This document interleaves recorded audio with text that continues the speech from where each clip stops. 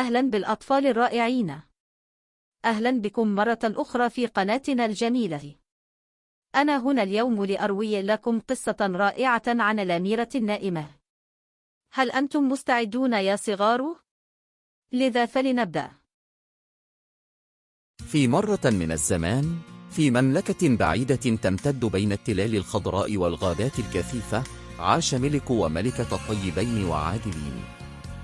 دائما كانت أمنيتهما الأكبر هي أن يرزقوا بطفل، وبعد سنوات عديدة من الشوق تحققت أمنيتهما، وسموها ابنتهما أورورا، والتي تعني الفجر، لأنها جلبت النور والفرح إلى حياتهما كشروق الشمس. للاحتفال بولادة أورورا دعي الملك والملكة الناس من جميع أنحاء الأرض إلى احتفال كبير، ومن بين الضيوف كانت هناك جنيات، كائنات سحرية لديها القدرة على منح البركات.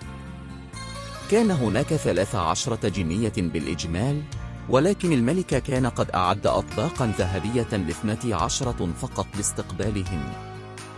للأسف سيكون لهذا الإهمال عواقب وخيمة. كان العرض مهيبا، ومنحت الجنيات بركاتهن للأميرة الصغيرة، ومنحنها الجمال والسعة والذكاء وهدايا رائعة أخرى. وفي لحظة قبل أن تعطي آخر جنية بركتها، افتتحت أبواب القصر ودخلت الجنية 13. لم تكن قد تلقت دعوة، مليئة بالغضب. في أثناء غضبها لعنت الجنية الغاضبة أورورا. أعلنت أنه في يوم عيد ميلادها 16 ستجرح أميرتهم إصبعها على السياج الدوار للمغزل وتسقط في نوم أبدي، ولن تستيقظ إلا بقبلة الحب الحقيقي. كانت المملكة في حالة من اليأس، ولكن الجنية 12 التي لم تكن قد قدمت هديتها بعد، استخدمت سحرها لتخفيف اللعنة. بدلاً من النوم الأبدي، ستسقط أورورا في نوم عميق، وستنام المملكة معها حتى تكسر قبلة الحب الحقيقي التعويذة.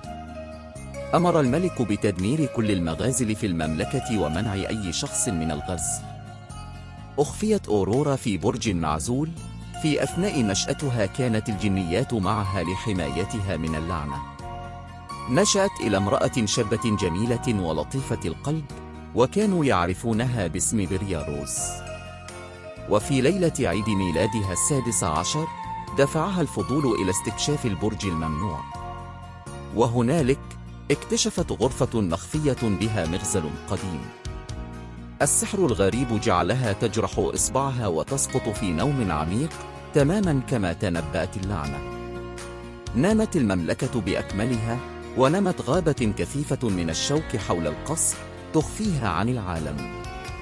على مر السنين انتشرت قصة الأميرة النائمة بعيدا وعريضا، جاذبة أمراء شجعان من بلدان بعيدة حاولوا الوصول إلى القصر من خلال الأشواك وفشلوا.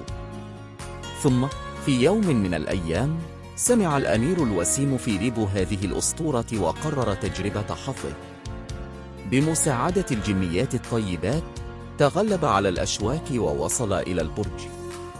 وبينما كان ينظر إلى أورورا النائمة، عرف أنه وجد الحب الحقيقي. انحنى الأمير فيليبو وقبل أورورا بلطف، وفي تلك اللحظة تم كسر اللعنة. فتحت أورورا عينيها، واستيقظت المملكة بأكملها من نومها الطويل. فرح الملك والملكة بعودة ابنتهما، وبدأت قصة حب الأمير فيليبو وأورورا من جديد.